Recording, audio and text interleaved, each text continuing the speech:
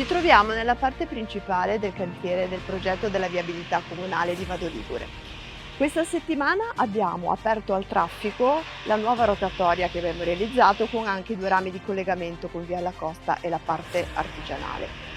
Siamo pronti quindi a realizzare sulla area di cantiere che si è liberata il terzo ramo che farà da collegamento con l'impalcato che stiamo costruendo in questo momento.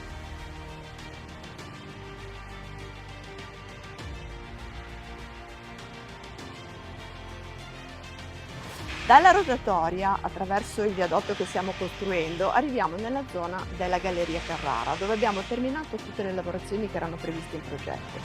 Lì prima abbiamo realizzato un muro di sostegno, abbiamo allargato la piattaforma stradale e quindi abbiamo allargato anche le corsie, creato nuovi innesti e poi realizzato tutte le opere di finitura. In questo caso non abbiamo mai interrotto il traffico, casomai facendo delle piccole deviazioni sempre in collaborazione con il comando della Polizia Municipale.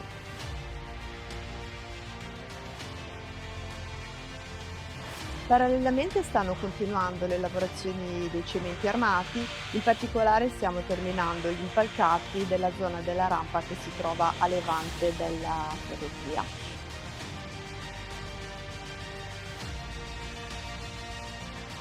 Invece in questa zona stiamo realizzando l'impalcato metallico. Arrivano delle travi di una lunghezza di circa 10 metri che vengono posizionate nelle zone idonee per fare poi i sollevamenti. Vengono assemblate, adesso li stiamo fissando e nei prossimi giorni i bulloni saranno serrati e poi saranno controllati dalla direzione lavori.